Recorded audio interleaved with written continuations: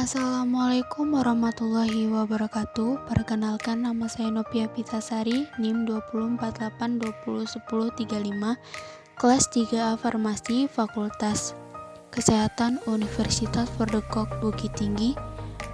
Saya ingin mempresentasikan mata kuliah Kimia Farmasi Kualitatif yang diampu oleh Pak Hari Ade Saputra, SSI, MSI. Baiklah, di sini saya akan mempresentasikan materi tentang yang pertama sulfonamida, yang kedua antihistamin, yang ketiga barbiturat.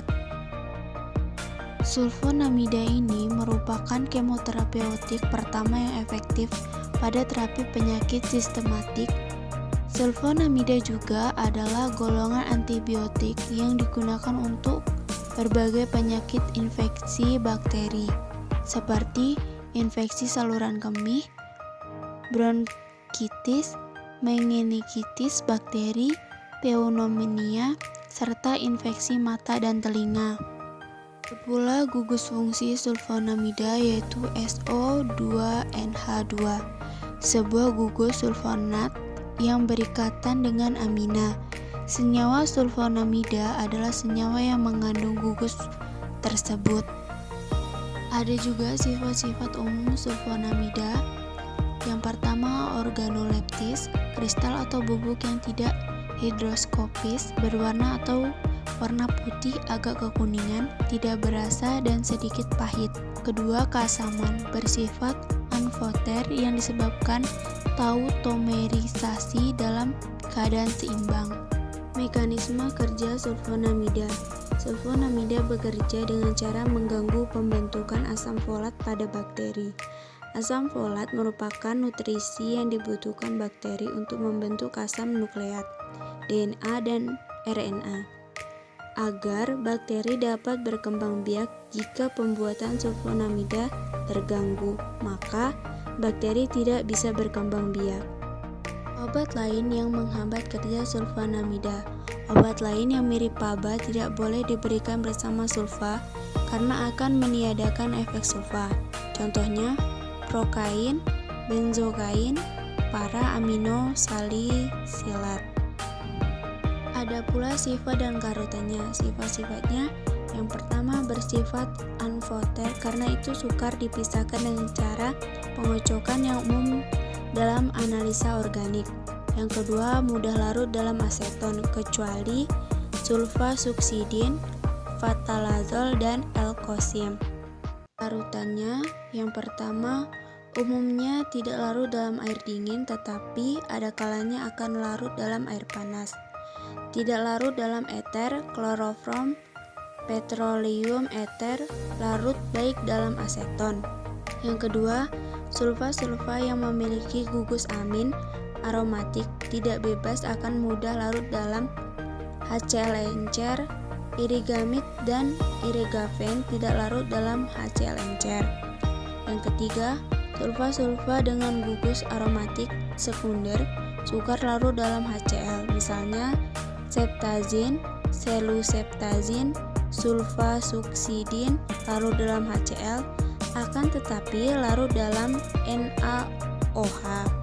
Yang keempat, sulfa dengan gugus SO4-NHR akan terhidrolisis bila dipanaskan dengan asam kuat seperti HCl dan HNO3. Materi yang kedua, antihistamin. Histamin adalah senyawa normal yang ada di dalam jaringan tubuh, yaitu pada jaringan sel mas dan peredaran basofil yang berperan terhadap berbagai proses fisiologis penting. Antihistamin, obat yang dapat mengurangi atau menghilangkan kerja histamin dalam tubuh melalui mekanisme penghambatan bersaing pada sisi reseptor H1, H2, dan H3. Ada pula mekanisme kerja histamin. Histamin dapat menimbulkan efek bila berinteraksi dengan reseptor histaminergik, yaitu reseptor H1, H2, dan H3.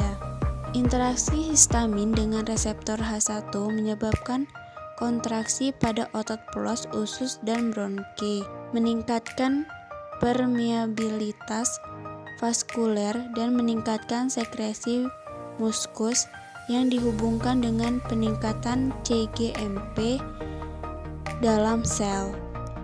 Interaksi histamin dengan reseptor H2 dapat meningkatkan sekresi asam lambung dan kecepatan kerja jantung. Produksi asam lambung disebabkan penurunan cGMP dalam sel dan peningkatan CAMP. Peningkatan sekresi asam lambung dapat disebabkan tukak lambung. Efek ini diblok oleh antagonis H2. Reseptor H3 adalah reseptor histamin yang baru ditemukan pada tahun 1987. Terletak pada ujung saraf jaringan otak dan jaringan perifer yang mengontrol sintesis dan pelepasan histamin, mediator alergi lain, dan peradangan. Efek ini diblok oleh antagonis H3. Ada pula penggolongan. Penggolongan berdasarkan hambatan pada reseptor khas antihistamin dibagi menjadi 3 bagian, yaitu antagonis H1, antagonis H2, dan antagonis H3. 1. Antagonis H1. Yang pertama golongan amino alkyl ether, yang kedua golongan etil ediamin, yang ketiga golongan piperazin, yang keempat golongan propilamin, yang kelima golongan fenotiazin, yang keenam golongan dibenzoscloheptan. 2. Antagonis 2. Yang pertama ranitidin, yang kedua famotidin, yang ketiga simetidin, yang keempat roxatidin, yang kelima etinidin, yang keenam tiotidin, yang keenam lamtidin, yang ketujuh nizatidin. Antagonis H3 yang termasuk antihistamin generasi ketiga yaitu fexofenadin, norastamizole, dan deskarboetoxyloratadin. Ketiganya adalah merupakan metabolit antihistamin generasi kedua. Tujuan mengembangkan antihistamin generasi ketiga adalah untuk menyederhanakan farmakokinetik dan metabolismenya, serta menghindari efek samping yang berkaitan dengan obat sebelumnya. Ada pula efek sampingnya, yaitu sakit kepala atau pusing, pandangan kabur, ngantuk, agitasi, sakit perut, sulit buang air kecil, mulut kering. Materi yang ketiga yaitu barbiturat. Barbiturat adalah kelompok obat yang digunakan dalam pengobatan kejang, insomnia berat, gangguan kecemasan, atau sebagai obat untuk menginduksi atau memulai proses pembiusan. Ada pula sifat-sifat umum senyawa barbiturat. Yang pertama, barbiturat mempunyai asam basa 1 yang sangat lemah. Asam barbiturat dapat dalam bentuk keto, tidak larut dalam air, dan bentuk enol, larut dalam air. Bentuk enol ini yang menyebabkan bereaksi asam dan dapat diinoksisasi. Yang kedua, sukar larut dalam air, kecuali dalam bentuk garamnya.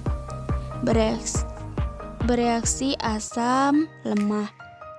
Yang ketiga, garam Na-nya dalam bentuk larutan mudah terhidrolisis menjadi barbital yang mengendap. Yang keempat, asam barbiturat sukar larut dalam air, mudah larut dalam eter, kloroform, dan etil asetat. Yang kelima, dapat menyublim. Pembentukan sublimasi yang tergantung sekali pada tekanan, suhu, jarak sublimasinya. Ada pula turunan barbiturat dibagi menjadi 4, yaitu 1. Turunan barbiturat dengan masa kerja panjang 6 jam atau lebih. Contohnya barbiturat, metarbital, fenobarbital. Kedua, turunan barbiturat dengan masa kerja sedang 3-6 jam. Contohnya alobarbital, amobarbital, aprobarbital, dan butabarbital. Berguna untuk mempertahankan tidur dalam jangka waktu yang panjang. Yang ketiga, turunan barbiturat dengan masa kerja pendek 0,5 sampai 3 jam. Contohnya secobarbital dan pentobarbital yang digunakan untuk menimbulkan tidur untuk orang yang sulit jatuh tidur. Yang keempat, turunan barbiturat dengan masa kerja sangat pendek, kurang dari 0,5 jam. Contohnya tiopental yang digunakan untuk anestesi umum. Dan efek samping yang dapat ditimbulkan barbiturat bisa bervariasi tergantung pada jenis barbiturat yang digunakan. Namun secara umum ada beberapa efek samping yang bisa terjadi setelah penggunaan barbiturat, yaitu pusing, sakit kepala, kikuk dan sulit menjaga keseimbangan, mual atau muntah, lemas atau lelah, kantuk, sakit perut, gelisah atau bingung, tekanan darah rendah.